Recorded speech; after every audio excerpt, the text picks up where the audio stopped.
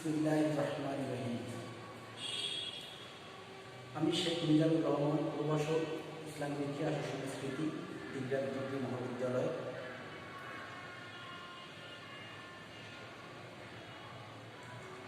আমার সুপ্রিয় একাদশ ও দ্বাদশ শ্রেণীর ছাত্রছাত্রীবৃন্দ, তোমাদের উদ্দেশ্যে উচ্চ মাধ্যমিক অধিদপ্তর শিক্ষা মন্ত্রণালয়ের নির্দেশনায় এই অনলাইন ক্লাসের আয়োজন করেছে, যা নিঃসন্দেহে প্রশংসার দাবি রাখে এবং তোমরা এর থেকে উপকৃত হবে, এই ক্লাসগুলো দেখবে, এই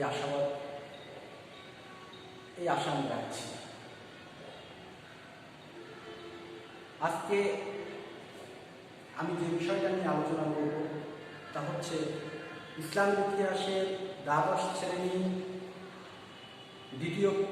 দ্বিতীয় পত্রের মুঘল আমল, যা তৃতীয় অধ্যায়।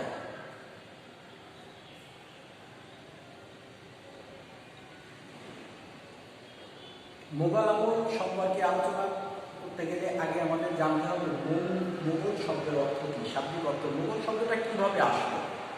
মঙ্গল শব্দ থেকে মুঘল শব্দের উৎপত্তি। এই মুঘল শব্দের প্রতিষ্ঠাতা জহিরুদ্দিন মোহাম্মদ বাবর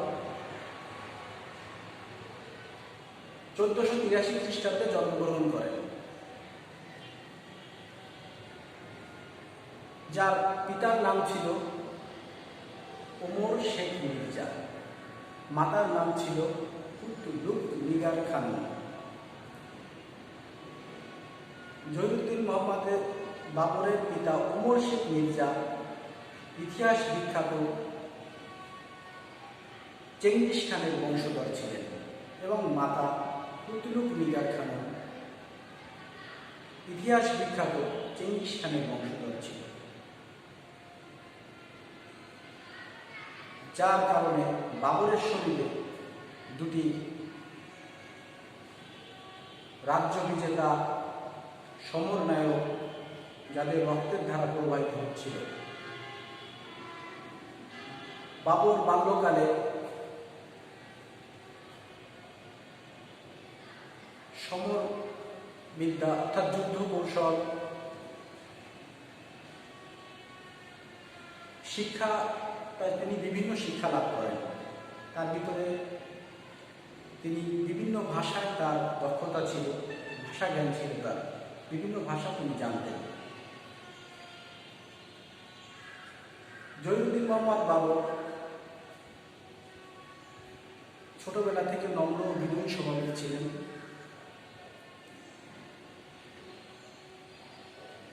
জহিরুদ্দিন মোহাম্মদ বাবর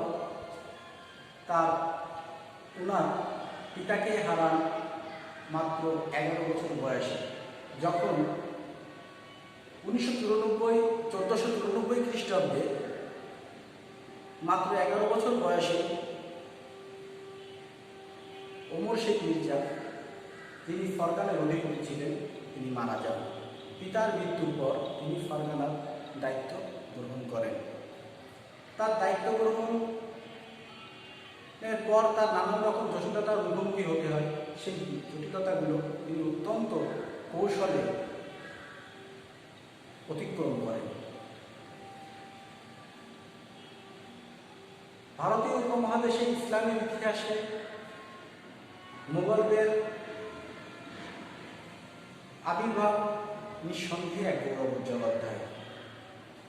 তখনকার ভারতের অবস্থা ছিল রাজনৈতিক, সামাজিক, অর্থনৈতিক এবং আভ্যন্তরীণ রাজনীতি অনৈক্যে বিদ্যমান ছিল, কোনো ঐক্য ছিল, যার কারণে মুঘলদের অর্থাৎ জহিরুদ্দিন মোহাম্মদ বাবরের ভারতীয় উপমহাদেশের শাসন ব্যবস্থা কায়েম করা অত্যন্ত সহজ হয়েছে। জহিরুদ্দিন মোহাম্মদ বাবর সিংহাসন গ্রহণ করে তিনি সৈন্য সংগ্রহ করে ভারতের অভিমুখে বা ভারতে অভিযানের চিন্তা ভাবনা করে ফেলেন বা ভারতে অভিযান করার মানসিকতা তার তৈরি হয়ে যায়। তিনি তখনকার দিল্লির শাসনকর্তা ছিল ইব্রাহিম লোদি। তিনি ইব্রাহিম লোদির বিপক্ষে একটা যুদ্ধ পরিচালনা করেন। সেই যুদ্ধ হচ্ছে পানিপথের যুদ্ধ। 1526 খ্রিস্টাব্দে পানিপথ নামক স্থানে জহিরুদ্দিন মোহাম্মদ বাবর যুদ্ধে অবতীর্ণ হয়। এই যুদ্ধে জহিরুদ্দিন মোহাম্মদ বাবরের সৈন্য সংখ্যা ছিল 12,000, অর্থাৎ মাত্র 12,000 অশ্বারোহী ও কিছু গোলন্দাজ ছিল। অন্যদিকে ইব্রাহিম লোদির সৈন্য সংখ্যা ছিল 1 লক্ষ এবং তার হস্তি বাহিনী ছিল 100, মতান্তরে 1000।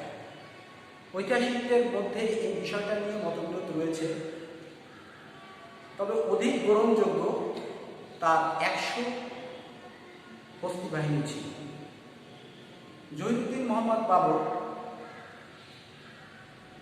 উনি মাত্র 12,000 সৈন্য নিয়ে অভিযান পরিচালনা করেন।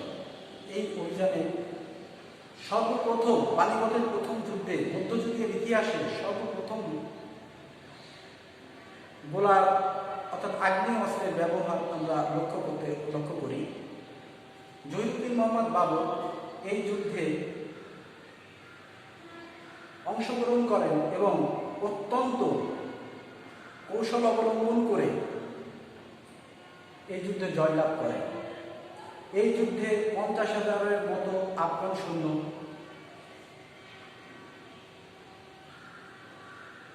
হতাহত হন। এই যুদ্ধের মাধ্যমে ভারতীয় উপমহাদেশে জহিরুদ্দিন মোহাম্মদ বাবর তার আধিপত্য বিস্তার করতে সক্ষম হচ্ছিলেন এবং ভারতের রাজনৈতিক ঐক্য এবং সামাজিক অর্থনৈতিক অবস্থার উন্নতি ঘটাতে সক্ষম হয়েছিলেন। জহিরুদ্দিন মোহাম্মদ বাবর ভারতের তার আধিপত্য বিস্তার করতে সম্পূর্ণরূপে আধিপত্য বিস্তার করতে সক্ষম তখনও হননি, কারণ তখন ভারতের নানান রকম জমিদার এবং রাজপুতরা তখন তাদের অধীনস্থ ছিল ভারতীয় উপমহাদেশ। তারা বাবরকে সহজভাবে মেনে নিতে পারেননি। তাই এর পরবর্তীতে খানুয়ার যুদ্ধ, কাবুল অধিকার করার জন্য 1504 খ্রিস্টাব্দে তার যুদ্ধ করতে হয়েছে।